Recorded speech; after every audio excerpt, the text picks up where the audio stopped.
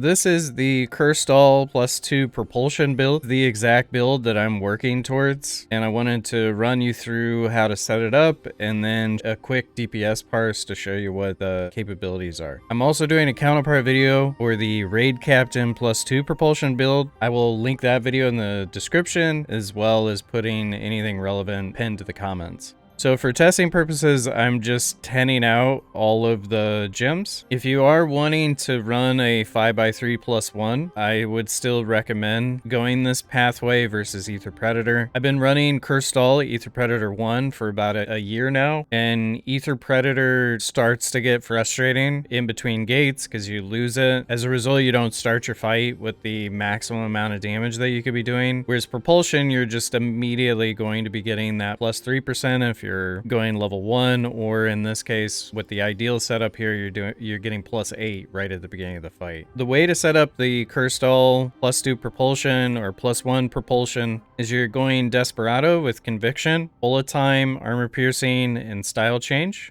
And you're going to put your highest cooldown reduction and damage gems in that. For Deathfire, you're going Swift Fingers, Chain Throw, Keen Shot, and your highest level Gale Wind goes in that, and you're doing just a damage gem. For ATO2 Grenade, this is your 10% crit synergy. Enhanced Grenade, Internal Ignition, you're doing Bleed in that. Equilibrium, you're going High Speed Shot, Decimation, Vital Hit Point, and this is your Judgment. So you're going Desperado Equilibrium for your Judgment, and then you're only doing a damage gem for Equilibrium. For Quick Shot, you're doing Swift Fingers, Initiate Shot, Final Light, and you're going to put a Quick Recharge. You can do the Legendary or the Epic, it doesn't matter. Cooldown Reduction gem and a damage gem in that. For Cruel Tracker, Swift Fingers, Rapid Fire Enhancement, and Quick Draw. A Quick Recharge, it can be either Legendary or Epic. It does not matter because both of these double tap. It's able to proc twice. For Meteor Stream, you're going Weak Point Detection, Piercing Explosion, and Meteor Fall. Legendary Gale Wind in that. I think the guides say to put Overwhelm in it. I would highly recommend defaulting to Gale Wind and only using Overwhelm if Stagger is really tight. You're putting your big damage gem in cooldown reduction gem. If you had minimal skill points, this is how you would set it up. You would just put all of the main damage skills into 10, and then the ATO2 grenade can be a 4 to give you your crit synergy. And then Enforce Execution, which doesn't do any damage and is your counter, will always, you just don't put any points in it. For Enforce Execution, this is your flex rune spot, so you could put Rage in it, Purify, Overwhelm into it, or even Protection to give you a little shield. In terms of engravings, the core build of a Pistoleer is Grudge, Pistoleer, Adrenaline, and Precise Dagger. The reason you go Adrenaline and Precise Dagger is because you're trying to get to 90% crit by yourself. If you are not critting,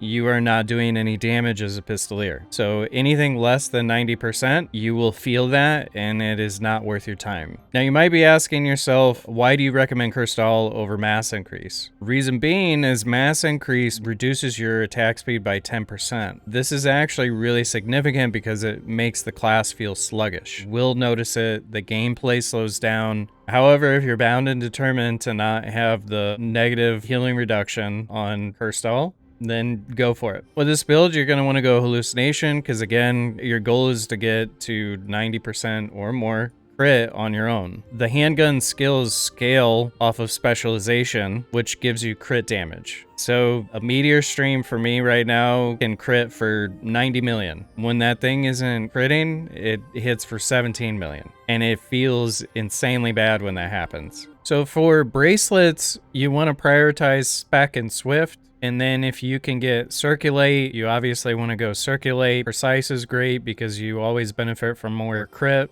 And then you can combo Fervor and Cool-Headed, Hammer and Wedge. You don't really want Hammer by itself because, again, crit damage cap that you're already pushing, and there's diminishing returns on that. And then Superiority is also pretty good. Now I'm going to run through a 1-minute DPS parse. I'm going to try my best to be as consistent as I can. This should give you a good idea of what the ceiling is on this build.